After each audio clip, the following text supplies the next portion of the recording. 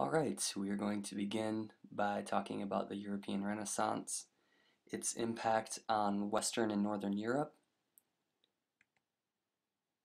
We will go through different categories concerning the impact that the Italian Renaissance has had on Western and Northern Europe. We will be briefly looking at the pre-Renaissance era that led up to the Italian Renaissance, how the Italian Renaissance was the primitive stage of our European nations, the changes in European culture and society, as well as the impact that the Renaissance has had on modern Europe. Pre-Renaissance was filled with a lot of tragedies. First, we see that the Middle Ages were based a lot on feudal society, which consisted of little areas of farmland and small rulers that would look over those areas, kind of like small kings per se.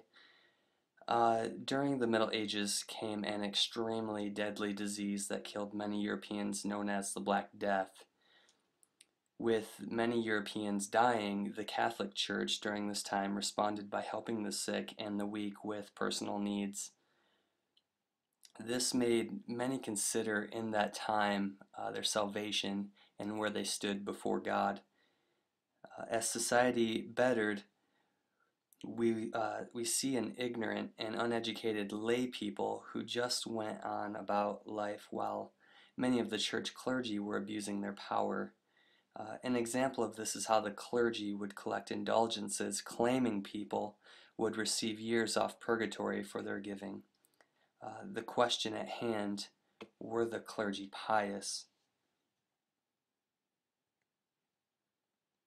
After the Middle Ages, we see a transition in society, more particularly in Italian thinking. This leading becomes known over time as the Italian Renaissance. We will break down some of the bigger topics concerning the Italian Renaissance. First, we will look at what is known as humanism, a shift in the way of people, or how people saw learning.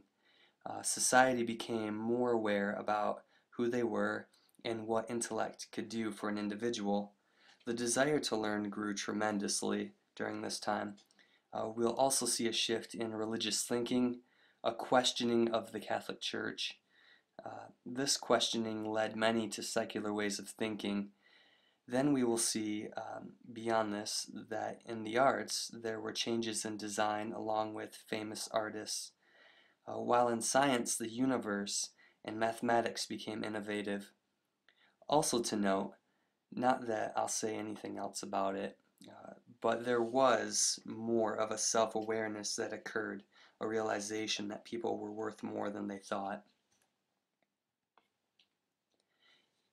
In humanism, the individual saw that they could learn more with new opportunities that were opening up. Value to many no longer became about just the church, but about intellect and knowing, philosophy, science, and the arts. Many began to think in new ways. They began to question everything and desired to learn more about any given topic. Intellectualism was the new basis of living with different philosophies and opinions. In religion, the church became a place of corrupt leaders. Many began to question the church, while others endorsed the corruption and ignorance and willingness. Many at the time were uneducated and could not read, so the only basis of biblical interpretation came from the clergy. This could allow for false teaching at times. We then begin to see a shift from normal church life to a questioning of church activities. This led to things like the Reformation and new scientific theories, which we'll see later. In the arts, we notice an outbreak of new artists ranging from Leonardo da Vinci, who created the works of the Mona Lisa and the Last Supper, Michelangelo, who made the sculpture known as David, Raphael, who painted the School of Athens, which we saw at the very first page, along with many other artists and sculptors. Two particular styles of integration were the ideas of shadowing and linear perspective. These two quality traits allowed for a more three-dimensional look in the artist's renditions. What we also see are innovations in science. A huge part of this was the scientific revolution, which was sparked by individuals like Galileo, who advanced the telescope to create drawings like what we see to the right of the screen. Along with advancements in mathematics and technology, like Da Vinci's drawings of military equipment and anatomy, many in society were able to better understand specifics in things like construction and the human body. But we ask ourselves how this knowledge and insight spread so quickly. Some of the many ways the Italian Renaissance spread throughout Europe. First, many students went to Italy to learn and had the ability to take what they learned back to their homeland. Also, with the location of Italy geographically, many merchants in the Mediterranean Sea not only traded along the shorelines, but also learned a thing or two about Renaissance thinking. One religious group called the Brothers of the Common Life spread something of the Renaissance as well, the thinking in the area of Northern Europe. But probably the number one way ideology spread so efficiently was the invention of the printing press by Johann Gutenberg out of Germany. What we begin to see is the transition from Italians being affected to other European nations being impacted. With the impact in France, what we see is a religious transformation from mainly Catholic to increasingly large amounts of French Protestants, who were also known as Huguenots.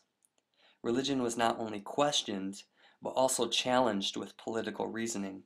One famous challenger of Protestant religion to come out of France was John Calvin, who was more known for his impact in Switzerland with his doctrine of predestination. In the area of science and mathematics, René Descartes was well known. Also known as a philosophical challenger, his intellect brought about new ways of thinking to Frenchmen. What we also see was a change in the way of learning and education.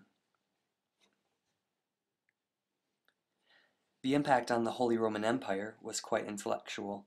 Not only do we see new ways of learning and education, like laymen beginning to read, but in religion we see a major challenge to the Catholic Church. As the monk Martin Luther began to grow in biblical knowledge, his interpretation of the Bible stood to face the Catholic Church and its views on indulgences. The outcome was his famous 95 Theses that challenged the church clergy, even the Pope.